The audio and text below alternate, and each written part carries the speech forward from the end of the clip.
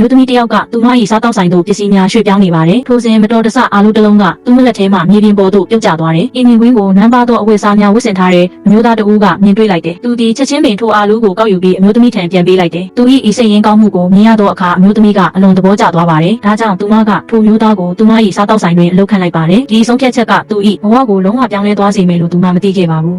ထိုမျိုးသားကအသားများကိုလှိဖြတ်နေစဉ်အံ့ဩဖွယ်ကောင်းသောဓာတ်အသုံးချမှုအတက်ကိုပြသခဲ့တယ်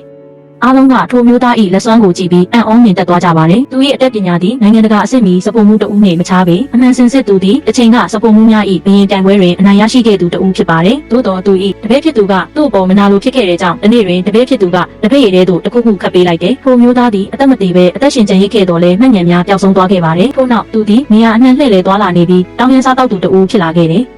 တန်တရားကသူ့ကိုတဖန်ခွင့်ရေးပေးခဲ့ပြီးထိုစိတ်ကောင်းရှိသောအမျိုးသမီးနှင့်ဆုံတွေ့ခဲ့ပါတယ်။မျိုးသမီးကသူ့ကိုစားတောက်ဆိုင်တွင်အလုပ်ခန့်ခဲ့တော်လဲသူ့ကိုအစိမ့်မြင့်စားဖို့မှုကလုံးဝသဘောမကျပါဘူး။အားကြောင့်လဲဆိုတော့သူသည်ထိုမျိုးသမီးကိုနှစ်သက်နေပြီးထိုမျိုးသားနှင့်နှီးဆက်သွားမိကိုစိုးရိမ်သောကြောင့်ဖြစ်ပါတယ်။သူသည်ထိုမျိုးသားကိုဒုက္ခပေးရန်ခက်ခဲသောစည်းကမ်းချက်များဖြင့်အသားလေးခိုင်းခဲ့ပါတယ်။သို့တော်ထိုမျိုးသားကခဏအတွင်းမှာပင်အသားလွှာများကိုအချိုးကျပြီးဖြတ်နိုင်ခဲ့တယ်။လူတိုင်းကချီးကျူးခဲ့တော်လဲအစိမ့်မြင့်စားဖို့မှုကတော့မနာလိုစိတ်ဖြင့်လောင်မြိုက်နေခဲ့တယ်။နောက်တစ်ဆင့်ပြိုင်ပွဲတွင်သူ့ကိုကြောက်မွေရန်ခိုင်းခဲ့ပါတယ်။စီကံချက်မှာကြောက်မွေပြီးလျင်သူဒီအလဲမှာပဲမတက်ရက်နေရမည်ဖြစ်ပါတယ်။ထိုမျိုးသားသည်တဖန်ဆွမ်းပြနိုင်ခဲ့ပြီးလူတိုင်း၏စိတ်နှလုံးကိုသိမ့်ပိုက်နိုင်ခဲ့တယ်။ထို့နောက်အစင်းမြင့်စပုံမှုကသူ့ကိုဟင်းပွဲသွားပို့ရန်ခိုင်းလိုက်တယ်။သို့တော်ထိုမျိုးသားကဟင်းပွဲကိုကြည့်လိုက်သောအခါအားနည်းချက်တစ်ခုကိုရှာတွေ့သွားတယ်။ထိုကိစ္စကြောင့်နှစ်ဦးသားအငြင်းပွားခဲ့ကြပါတယ်။မျိုးသမီးရောက်လာသောအခါအစင်းမြင့်စပုံမှုကထိုဟင်းပွဲကိုသူကိုယ်တိုင်လုပ်ချင်းဖြစ်ကြောင်းပြောလိုက်တယ်။သို့တော်စားသုံးသူကမြည်စမ်းကြည့်လိုက်သောအခါဟင်းမှာအရသာမရှိလို့ဒေါသထွက်သွားပါတယ်။မျိုးသမီးဤဖခင်ကကိုယ်တိုင်မြည်စမ်းကြည့်ပြီးအမားကိုရှာတွေ့သွားတယ်။ဘသူပြုလုပ်တယ်လဲလို့မျိုးသမီးကမေးသောအခါအစိမ့်မြင့်စားပုံမှုက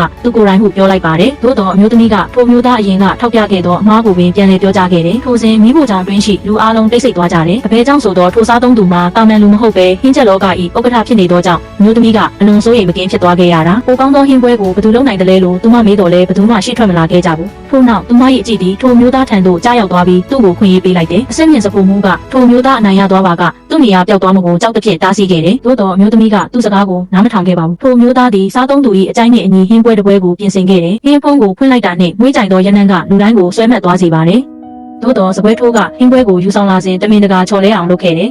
။ထိုစပွဲထိုးသည်ပြိုင်ဘက်စားတောက်ဆိုင်မှလာသောလူတဦးဖြစ်ပါတယ်။သူတို့ကအကောင်းဆုံးဟင်းချက်ပြိုင်ပွဲစိန်ခေါ်မှုကိုပြုလုပ်ခဲ့တယ်။ရှုံးနေသောသူသည်အစားအသောက်လောကမှထောင်ရထွက်ခွာသွားရမည်ဖြစ်ပါတယ်။မျိုးသမီးဖခင်ကတိတ်ခါအတွက်ထိုစိန်ခေါ်မှုကိုလက်ခံလိုက်တယ်။ပထမဆုံးပြိုင်ပွဲမှာဓာတ်အသုံးချမှုအတက်ပညာဖြစ်တယ်။ပြိုင်ဘက်ကမှနာမည်ကြီးစားပုံမှုတဦးကိုခေါ်ဆောင်လာခဲ့တယ်။မျိုးသမီးကသူမကိုယ်တိုင်ပါဝင်ရှင်ပြိုင်မယ်လို့ပြောတော်လဲပြိုင်ဘက်များကသူမကိုနှင်ချခဲ့ကြပါတယ်။ထိုစဉ်ထိုမျိုးသားဟာရှေ့ထွက်လာပြီးသူရှင်ပြိုင်မည်ဖြစ်ကြောင်းပြောလိုက်တယ်။အစင်းမြင့်စပုံမှုကသူဒီတောင်းရမ်းစားတောက်သူဖြစ်၍ရှုံးမိမယ်လို့လှောင်ပြောင်ခဲ့ကြတယ်။ပြိုင်ဘက်စပုံမှုကလည်းအခုချက်ချင်းဒူးထောက်တောင်းမှန်လင်းခွင့်လွှတ်ပေးမိဟုပေးရခဲ့ပါတယ်။သို့တော်ထိုသူမှာကမ္ဘာစပုံမှုချန်ပီယံဖြစ်ခဲ့သူမှန်မည်သူမှမသိခဲ့ကြပါ။သူဒီအကောင်းဆုံးလက်စွပ်တစ်ခုဖြင့်လူတိုင်း၏အတွေးအမြင်များကိုပြောင်းလဲပစ်လိုက်ပြီးအနိုင်ရသွားပါတော့တယ်။